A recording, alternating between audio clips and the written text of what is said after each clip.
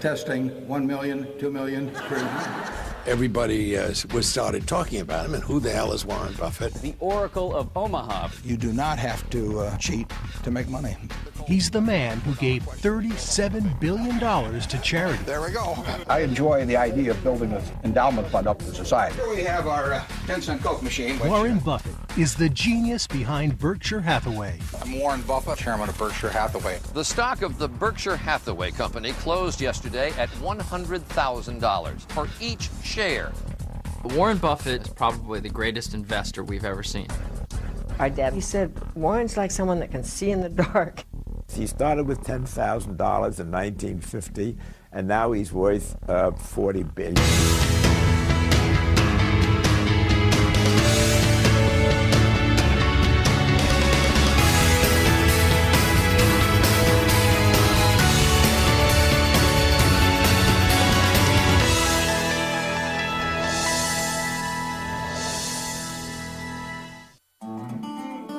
Warren Buffett, the Oracle of Omaha, investor extraordinaire, has devoted his life to making money. Okay, we just do it a couple times. Oh, okay. Any suggestions as to change? Okay. And he has made a lot of it, more than $40 billion. Enough money to buy 880,000 Hummers, one for everybody in San Francisco.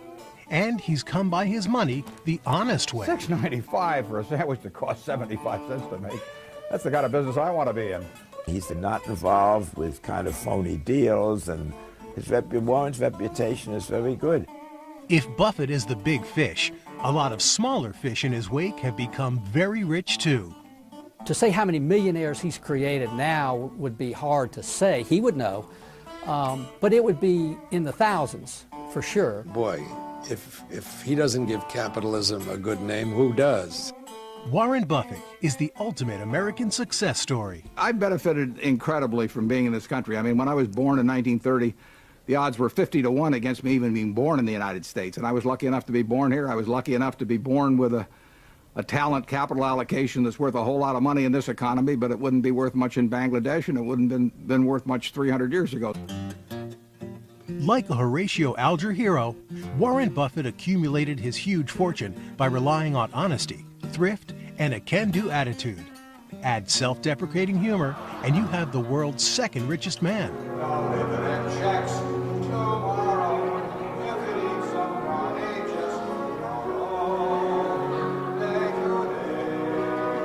It was a charity event, so I played Daddy Warbucks for a short period of time. And Miss Flanagan, who ran the orphanage, kept calling me Warbucks, but I explained to her that was Bill Gates.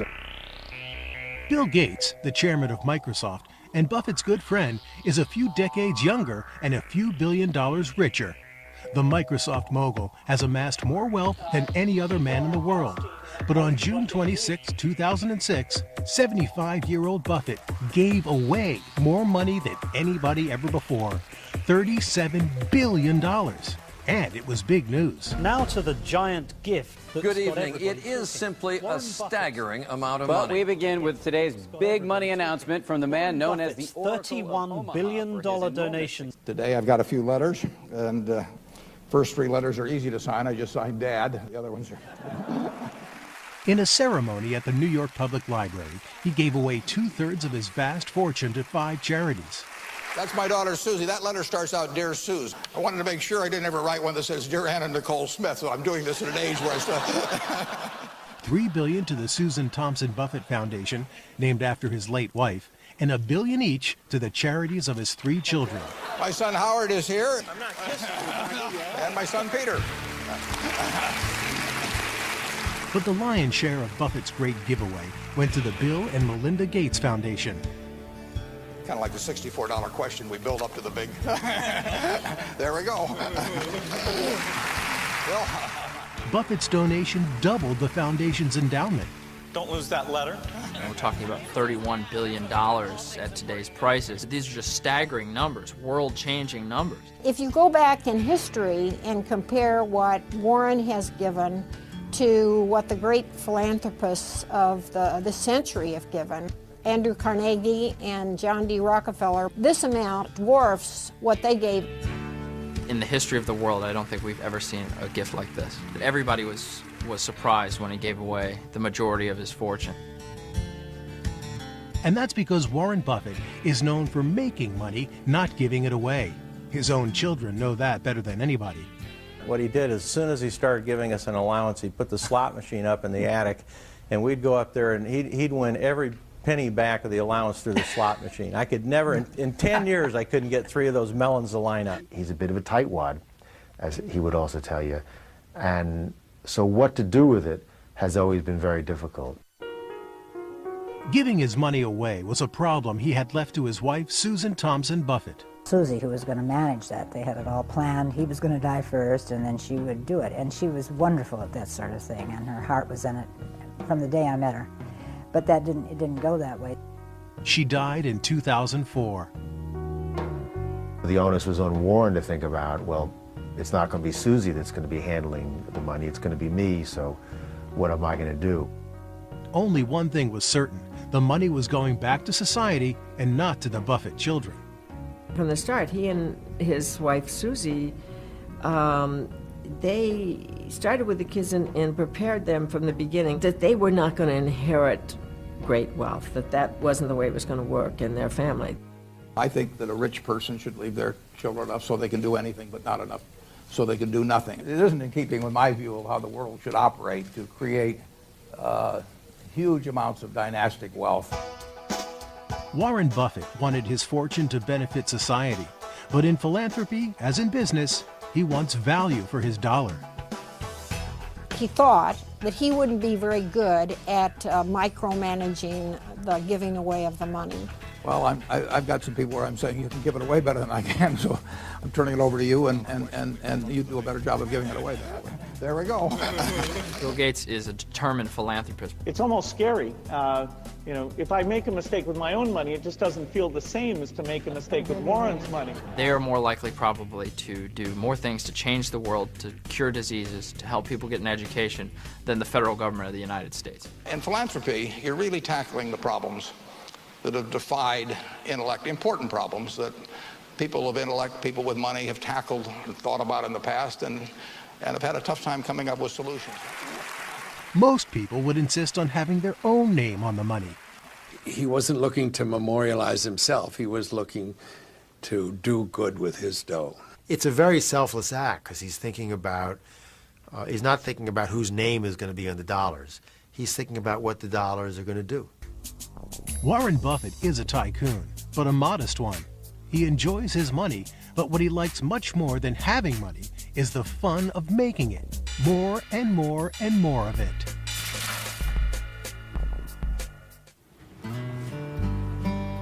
Warren Buffett, who had enough spare change to give away $37 billion to charity, has remained the American everyman. He shuns ostentation. Doesn't have yachts or fancy cars or a lot of the things that people tend to enjoy getting when they have a lot of money. He dresses badly. He once said that he got his clothes made by a tailor free if he didn't tell anybody who made them. Look, Buffett spends a minuscule fraction of what he could on himself. And he said, I have everything I want that money can buy, but I always did.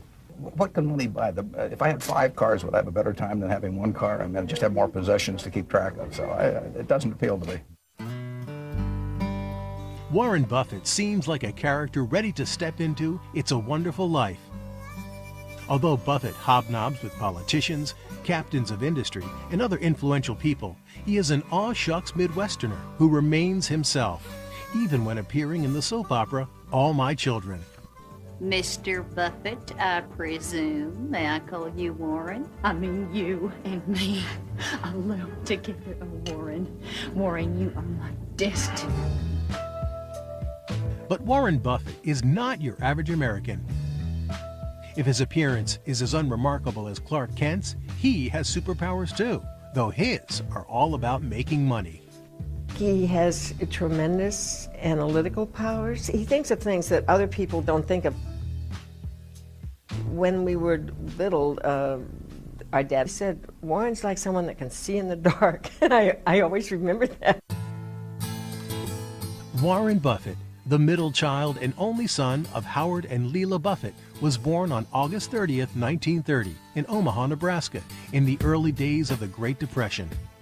There are bread lines, soup lines, all of that. His father's a stockbroker. He loses his job when Buffett's a small kid.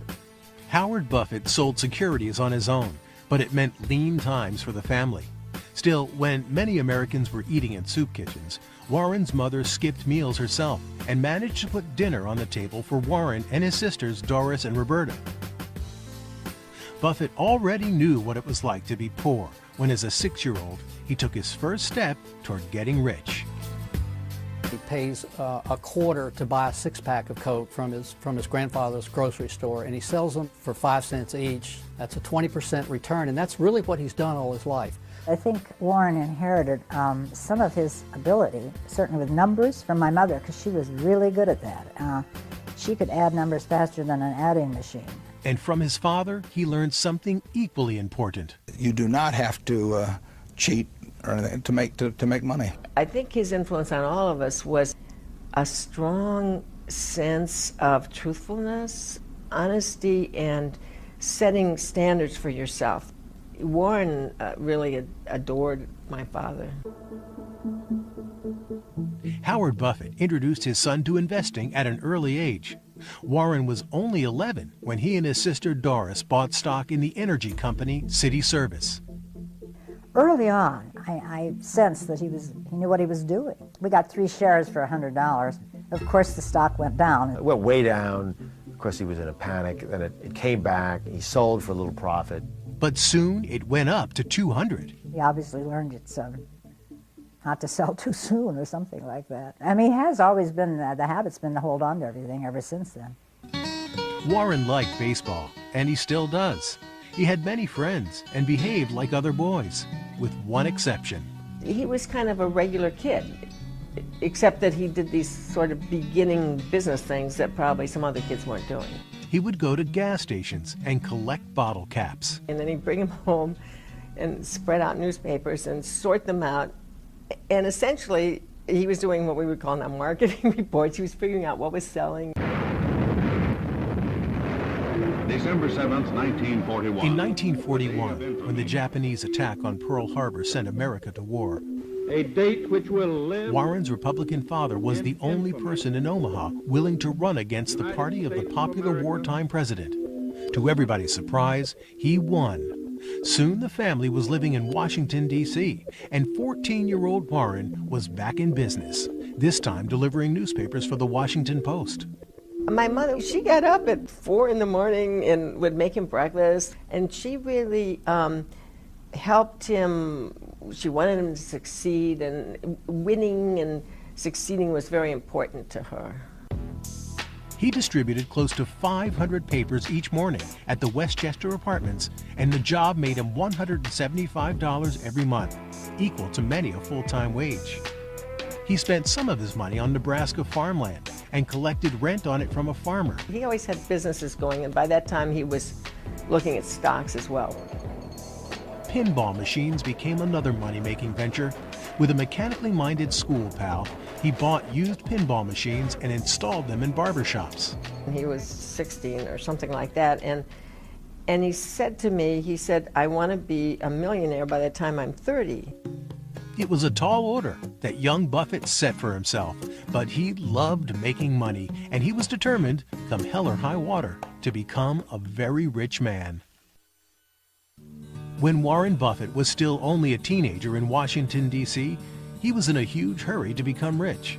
So right after graduation from Woodrow Wilson High School in 1947, he wanted to be an investor.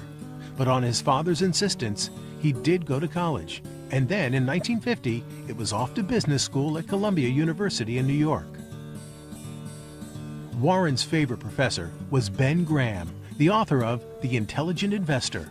He was enthralled by Ben Graham and understood that Ben Graham was teaching him the framework from which he could invest. And what Graham said is, look, stocks, they're just pieces of paper, but they represent something. They represent a part ownership in the business underneath, right? And the way to buy a stock is just as if you were buying the business. The key, if there's one key to what I do.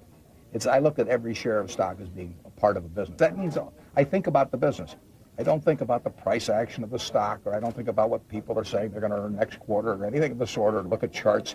I just try and look at the business. It is the cornerstone of these investing principles that Buffett has never veered from. He's added to them, but he's never veered from those principles.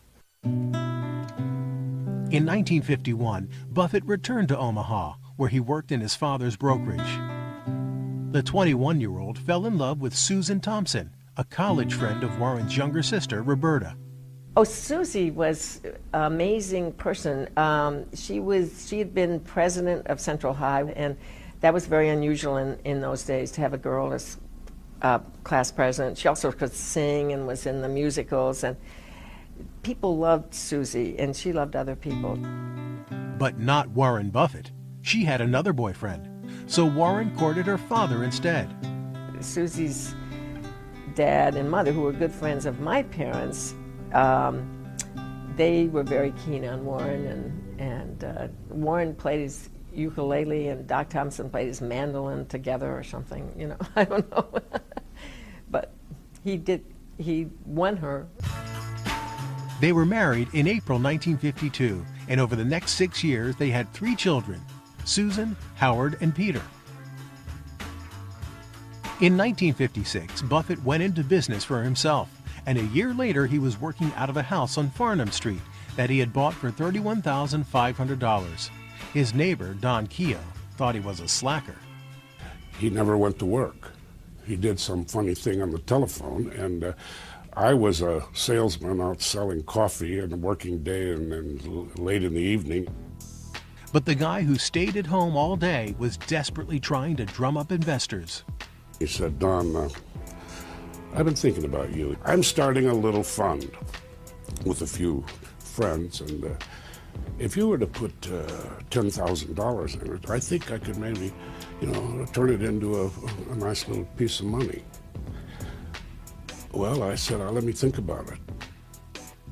I remember going into my wife, Mickey, and saying, can you imagine giving $10,000 to a fellow who doesn't get up and go to work in the morning? Why wouldn't you? There was no doubt about his ability. There was no doubt about his honesty. And I remember the thrilling thought, he said, there'll come a day and this may throw off $1,000 a month. He got doctors he didn't know to contribute at that time big money. This is a kid. He started with $10,000 in 1950, and now he's worth $40 billion. I wake up every night and think about it. No, now it's fun to look back on.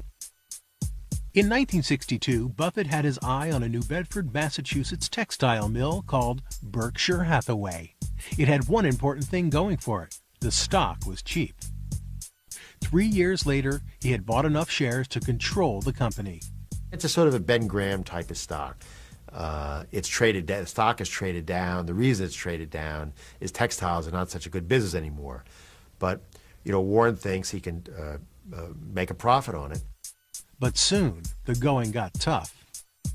He told the management, look, I want the cash out of this business. So what he starts to do is to squeeze the business.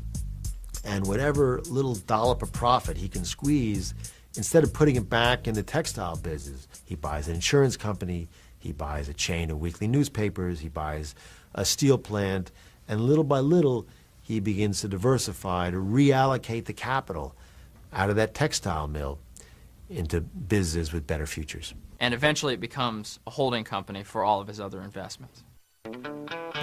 While Berkshire Hathaway the mill was withering, the holding company's assets kept growing. As an investor, Warren Buffett was phenomenally successful.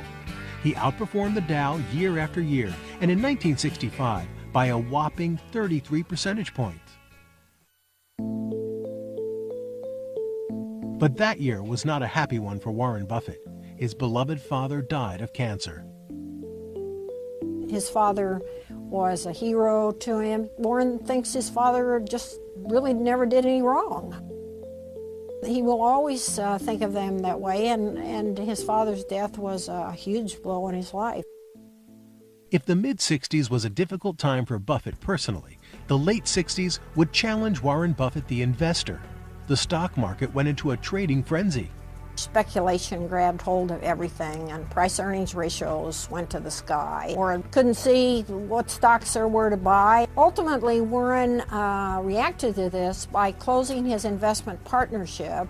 The year was 1969, and Buffett sensed that the stock market high was bound to be followed by a catastrophic low. So he returned the partnership's $104 million in assets to his investors in cash or in shares in Berkshire Hathaway, the old textile mill that he decided to hang on to. Warren Buffett was now ready for a new challenge, and he started by leaving his father's Republican Party. There was one issue that separated him from the Republican Party, and that was civil rights. Susie was, more liberal than Warren, and particularly in the late 60s and early 70s, she was, always getting behind causes to help blacks, peace. She was sort of, pushing him in that direction. With no partners and few investments beyond the textile mill, Buffett spent little time on investment matters and more working for civil rights, Planned Parenthood, and population control. And for Warren, who remembered the bomb over Hiroshima, nuclear disarmament was another priority. But social issues were not part of the game he loved, and it took only a few years before he came roaring back with an investment that would change his life. In 1970, Warren Buffett, the father of 3 teenagers, was 40 years old. He had liquidated his original partnership, but he was still working to make his giant $25 million fortune grow even bigger. And that much money can invite danger. I said, Warren, aren't you worried about somebody kidnapping your children? He said, they don't know what I look like. It was pure Buffett. He shunned publicity, and nothing in the family's lifestyle showed signs of his many millions. And we grew up in kind of the all-American neighborhood, and at the time we grew up, it just wasn't much different, I don't think, really honestly, than the kids we went to school with. The Buffett children went to public school and had no sense that there was anything unusual about their family. The children didn't know what he did. And one time I remember Peter came home from school and said, "Oh, we're rich," and they blanched. And he said, and they said, "What makes you think that?" And he said, "'Cause Uncle Freddie has a grocery store." His daughter says, everybody said he was a securities analyst. She said, "I was halfway grown. I thought he was checking alarm systems."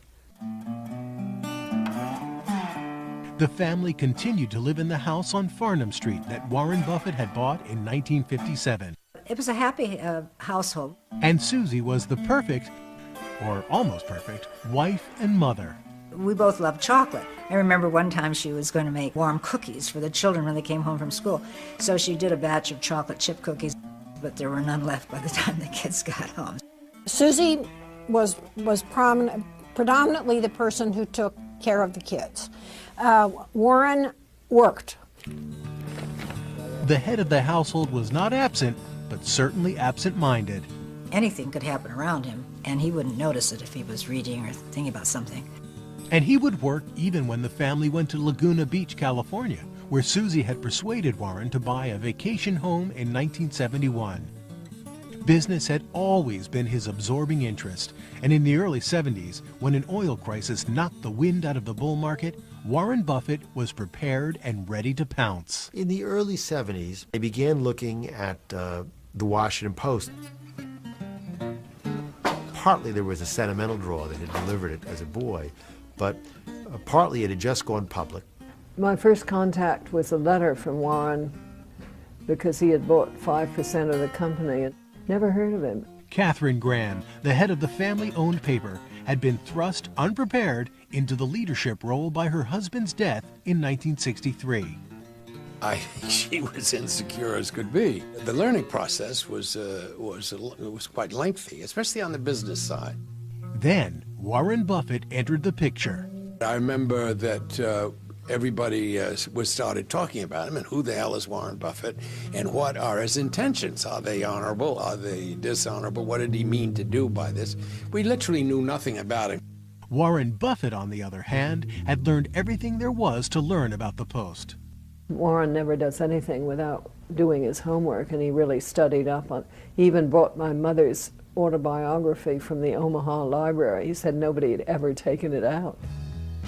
I mean, he just sops up information. Nobody knew what he was up to, and that was making the Post management nervous. The only people I knew in business told me that it was extremely dangerous. They alarmed me so that, and I was very new. They said, don't go near him. But she did. He swept her off her feet. I mean, she was charmed by him and totally put at ease that he didn't have any evil designs on it at all, that he was just an investor. Before long, he's not only put Kay Graham at ease, but he's basically the only one she turns to when she needs business advice.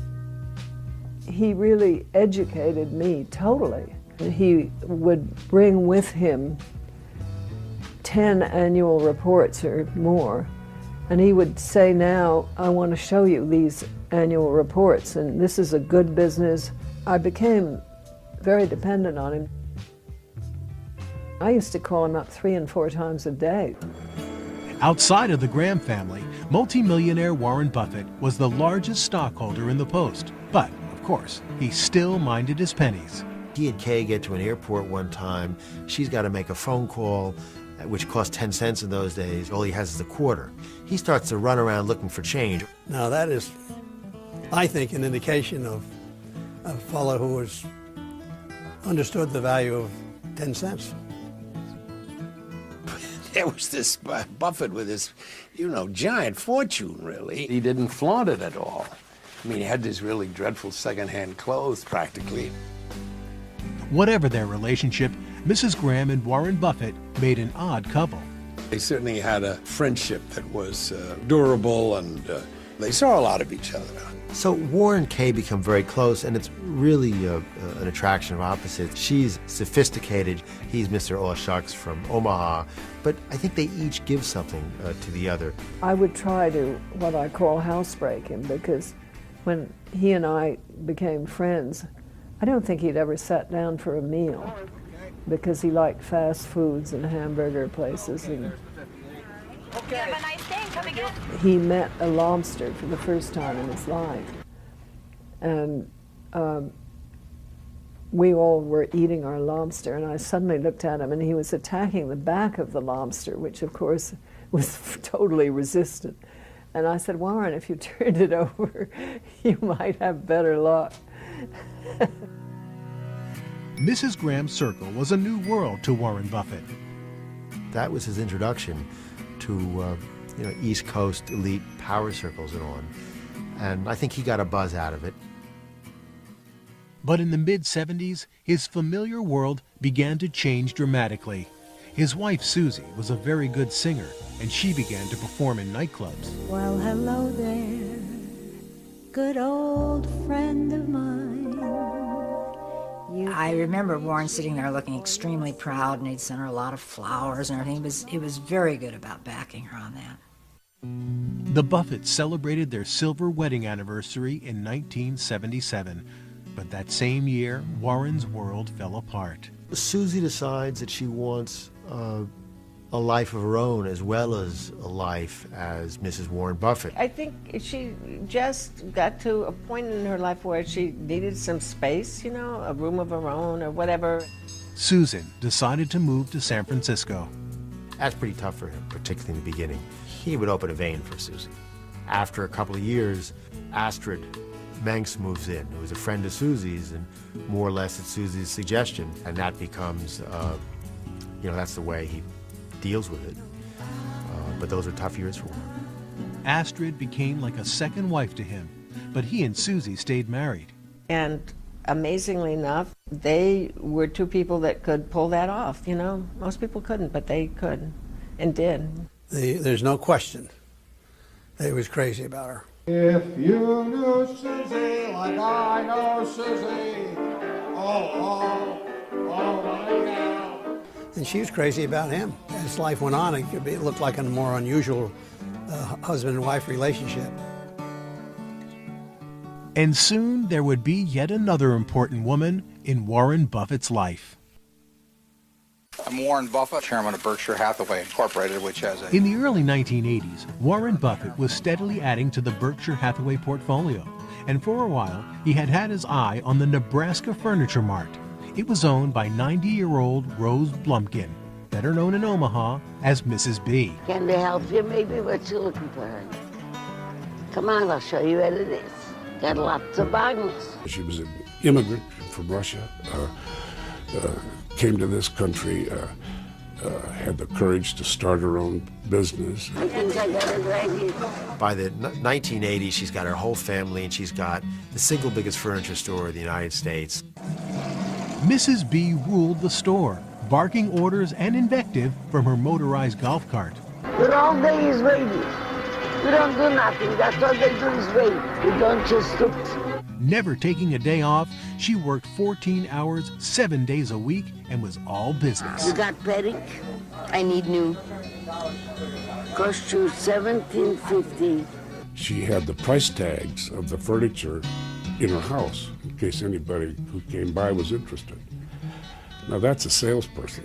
I sell anything, I don't care. This woman is like the sort of distilled epitome of the capitalist drive in one little tiny nutshell. Thanks to Mrs. B's formula, which was sell cheap and tell the truth, the store had annual sales in the neighborhood of $150 million. And in 1983, Warren Buffett decided to buy her store. Buffett walked in and he said, "You know, it's my birthday, I'd like to buy your business." He says, "Well, you know, I'm ready to sell to you." "How much?" $60 million. She does not read or write English. The contract is one page. She makes a mark, gives her the check, the business is done. Done on a handshake. No hostile takeover and no junk bond financing or selling off parts for greater profits. In a decade of corporate raids when greed was good and Madonna's Material Girl would become the symbol of the age,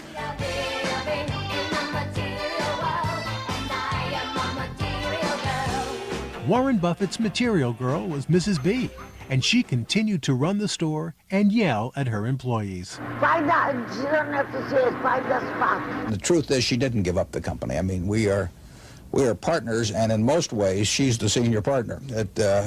She knows, she's forgotten more about the business than I'll ever know, so she's the boss. So now the load at Berkshire must be borne by Mrs. B. Warren Buffett loved Mrs. B and honored her at an Omaha Press Club event in 1987. Mrs. B will save me. She'll just throw another sail. In 15 months, he had made about as much money with Mrs. B as he had in 19 years with the ailing Berkshire Hathaway textile factory. It barely scraped by, but Buffett had kept it going until it threatened to become a financial drain on the holding company.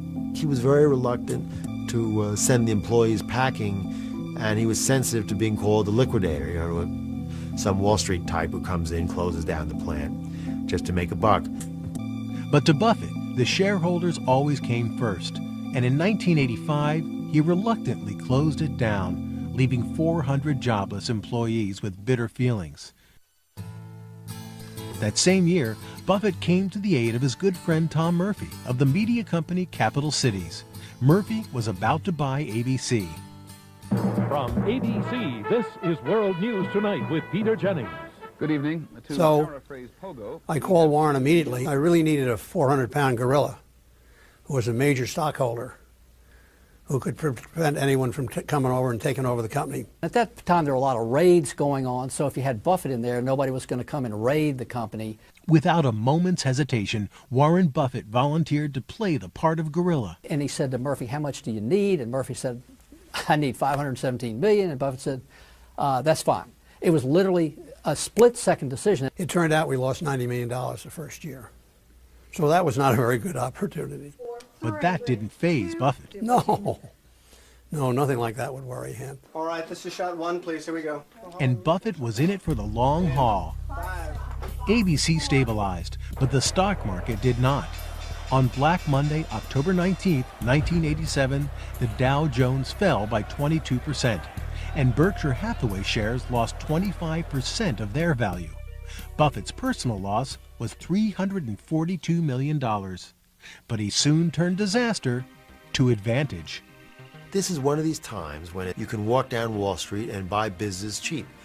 And it's shortly after that he makes his biggest, maybe his single best investment ever. He loads up on a company he's followed since he was a kid, and that's Coca-Cola. The president of Coca-Cola, who used to be his neighbor in Omaha, didn't know who was buying about 50,000 shares a day. There was a lot of raiders moving into companies, and so, you know, it made you a little nervous. Fish, 115, stay there. Well, one night I was thinking, you know, it's just possible that could be Warren. I said, Warren, you're not buying a share or two of Coca-Cola stock, are you? And he said, well, I'm getting ready to call you. It's the biggest investment at that time, roughly $1 billion in Coke, which today is worth 8 or 9 billion, and it got up to 15 billion. Meanwhile, back at the Nebraska Furniture Mart, things were getting complicated. After a bitter dispute with her 3 grandsons over pricing, a furious Mrs. B, now 95 years old, quit the Furniture Mart. I like they should go down to hell. I want to show him who I was and who they are. But business was business, and Buffett was no knight in shining armor stepping in to save her. The Nebraska Furniture Mart was being run by 3 Blumpkins, for whom he had a lot of respect, and he felt that it was their decision what to do here. Out of spite, Mrs. B opened a carpet store right across the street. I feel very depressed. Every time I look at it, it bothers me when I go by the building. But the story had a happy ending. Again, Warren Buffett bought out Mrs. B, this time for $5 million. And she ran the store until the year before she died at 104. Berkshire Hathaway kept growing and taking in huge sums of money. You see our biggest stockholder on the left, Warren Buffett. In 1995, the Disney Corporation bought ABC for $19 billion, adding considerably to Buffett's fortune. The right thing has been done for the shareholders of both companies.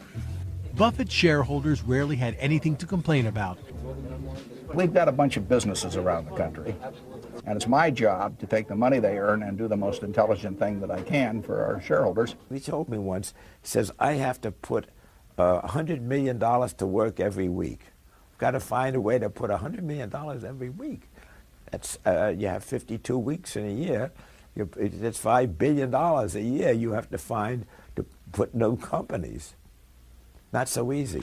Testing, 1 million, 2 million, 3 million.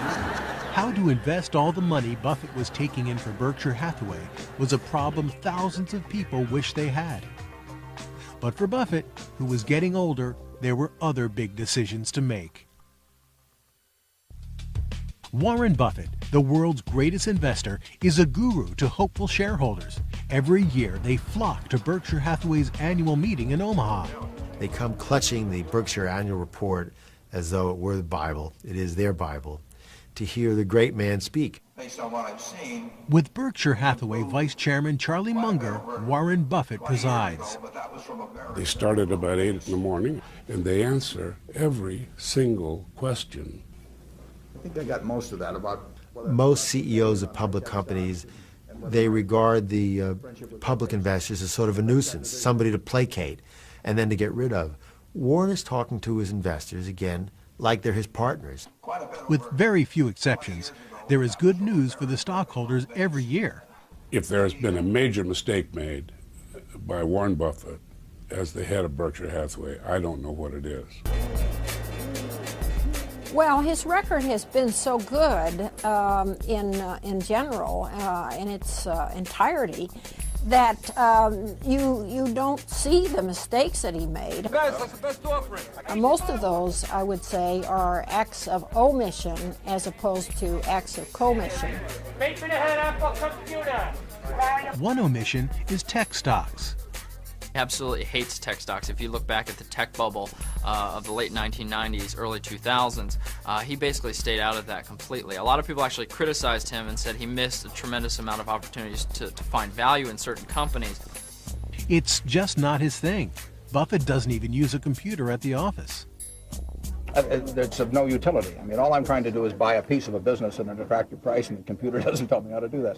Not even Bill Gates has managed to win him over completely. He spent 9 hours explaining Microsoft to me.